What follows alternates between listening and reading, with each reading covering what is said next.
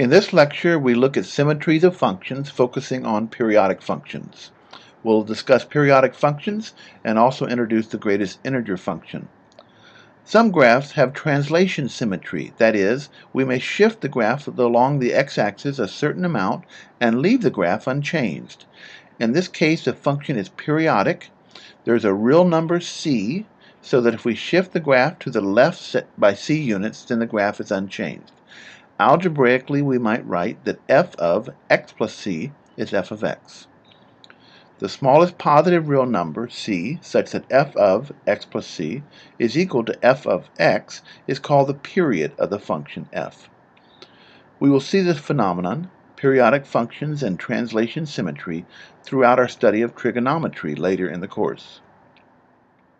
For example, if we look at the graph below, we see graphs that appear to represent periodic functions. Both the graph on the left and the graph on the right repeat in certain intervals. The graph on the left has period 2 pi, slightly more than 6. If we select a section of the x-axis of length 2 pi and look at the graph there, and then slide to the left or to the right by 2 pi, we'll get the exact same copy of the graph. The graph on the right has period 2. For example, there's a spike between 0 and 2, an inverted V. As x goes from 0 to 2, the function shoots up and then back down, and the same thing occurs if we go from 2 to 4. So we're repeating the function every 2 steps. It has period 2. Here's a function on the left that has period 2 pi, slightly more than 6. Function on the right has period pi, slightly more than 3.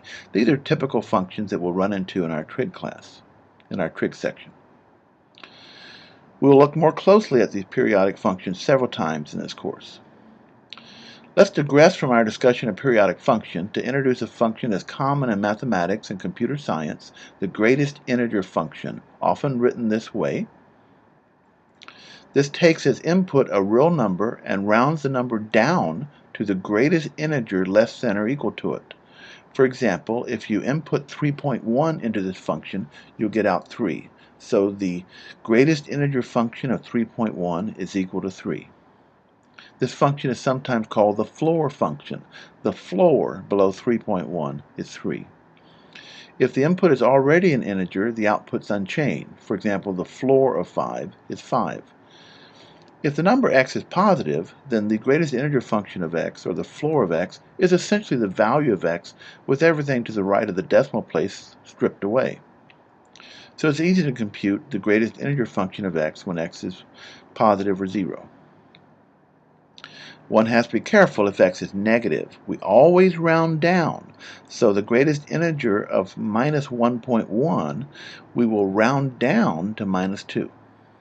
Here's a graph of the greatest integer function. Notice how it's constant for a unit and then it jumps up again. It jumps up at each integer. The greatest integer function, also called the floor function since it rounds down to the integer on the floor below x, it has a certain symmetry. If we translate the graph up and to the right at an angle of 45 degrees, then we get the same graph back. In other words, if f of x is the greatest integer function, then f of x is the same as f of x minus 1 plus 1. Recall from our lecture on transformations of functions that when we replace x by x minus 1, we shift the graph 1 to the right, and then when we add 1 on the outside, we shift it 1 up. So in this case, the graph is fixed by shifting it 1 to the right and 1 up.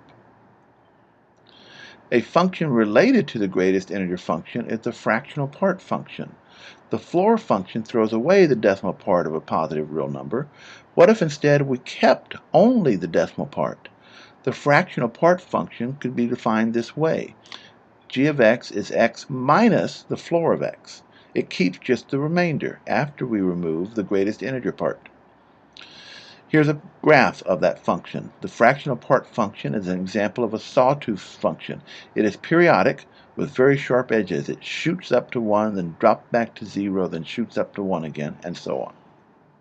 It covers simply the decimal part of our function.